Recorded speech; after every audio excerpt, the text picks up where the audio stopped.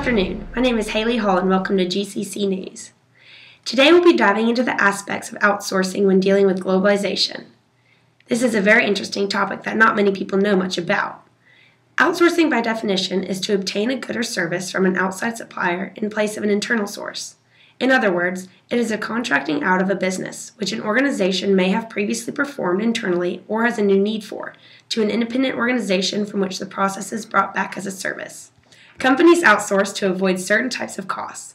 Among some of the reasons companies elect to outsource include avoidance of burdensome regulations, high taxes, high energy costs, and unreasonable costs that may be associated with defined benefits and labor union contracts and taxes for the government-mandated benefits.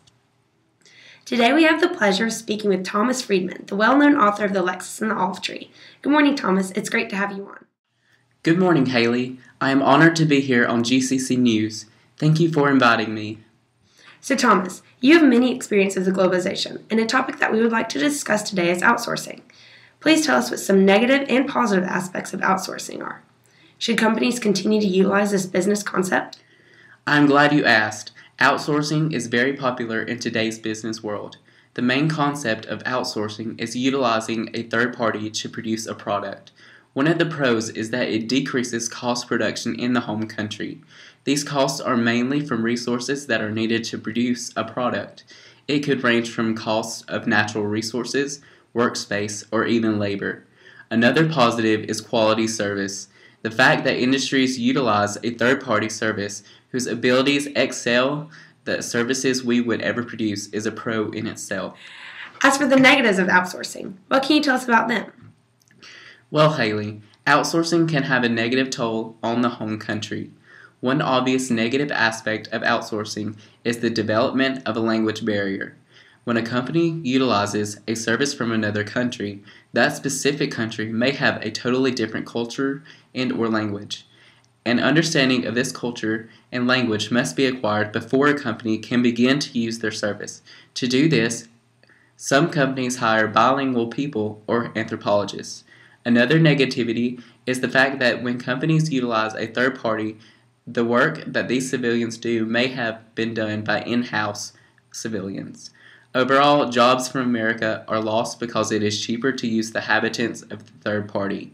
By doing this, unemployment rates in America rise. Now, Thomas, are there any aspects or examples of outsourcing in your book? Yes, of course. The Lexus is a symbol that symbolizes the result of globalization. The Lexus represents a sleek and luxurious design that can be obtained if one accepts the concept of globalization. A fine example of outsourcing is Toyota, the maker of the Lexus. Its main headquarters is located in Japan. However, it utilizes outsourcing. The main reason why they choose to outsource is because it is cheaper and the products must be high quality. Toyota's main concern is the high quality products for consumers. This guarantees the consumer's loyalty to the company.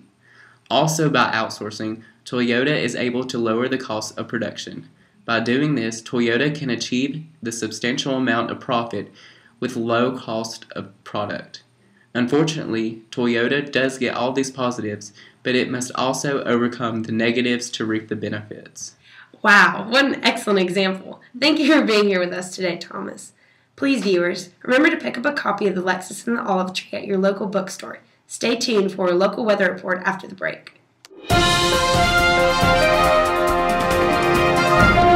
most of you probably know, Nike is a huge brand that outsources their products to many places all over the world. Becky is over at the Nike factory with more information. Becky? Thanks, Haleigh. I'm here with Betty Sue, a Nike fanatic. So why do you like Nike so much? I just love their products. They're such good quality. I wear them all the time. Well, did you know that Nike workers are being slapped, kicked around, and abused in the workplace? Reports have been proven that objects such as shoes have been thrown around the workplace just for them to produce faster products. Wow, that's terrible. It's almost like the Industrial Revolution all over again. Also, the workers in the sweatshops, not just Nike, are hiring people like you, ages 15 to 25. They make as little as 1/4 of the income that they need to survive on a daily basis. Many are struggling with large families as well. Also, Nike spends so much more money on advertising that could be used for workers' pay instead. Exactly 1% of Nike's marketing budget could double the workers' salaries right now. This is an outrage. It really is. 75% of the price of a garment that the company sells, they keep as a profit. So many of these workers are being exploited so easily because of their third world status. A surprising amount of Americans actually believe that most clothes they are purchasing are made in the United States, when in fact, most of the clothing that they own are made in more than 40 different countries across the world. We have to do something. Also, clothing companies are not the only companies that are using sweatshops to produce their goods. Companies such as tire companies, auto parts, shoes, toys, computer parts, electronics, and nearly every other kind of manufactured good also do this. Ways to avoid purchasing sweatshop products are simple. You just have to do your research. Back to you, Haleigh. Apple has developed themselves into a worldwide entity that is continuing to grow. Outsourcing, however, is one of their main sources they use. Hayden, a CEO of Apple, has more information for us. Hayden? Okay. Thanks, Haleigh. In 2011, we earned more than $400,000 in profit per employee, more than Goldman Sachs or Exxon. Our products are top of the line, distinguished by their superior design, engineering, and personality. However, we have recently been the object of much scrutiny for our outsourcing of jobs to China, even being mentioned in a recent presidential debate. But should we really be criticized? We have created 514,000 U.S. jobs, many of these jobs to app developers, and we've paid more than $4 billion in royalties to developers through the App Store. In Steve Jobs' autobiography, he describes the situation. Apple employed 700,000 workers in China and needed 30,000 engineers on site to support these workers. You can't find that many Americans to hire. Furthermore, the boom of business, no matter where it is located, will positively affect others. Production in China allows iPhones to be purchased by Americans at a lower price. Jobs created in China gives the Chinese disposable income to purchase iPhones themselves. iPhone sales increase shareholder value of Apple stockholders, many of whom are Americans. Finally, the vast majority of Americans were once immigrants originating from somewhere else in the world. Is there a need for the distinction of U.S. jobs? On behalf of Apple, I'm Hayden Brown. Back to you, Haleigh. You may still be wondering, how does outsourcing really affect America?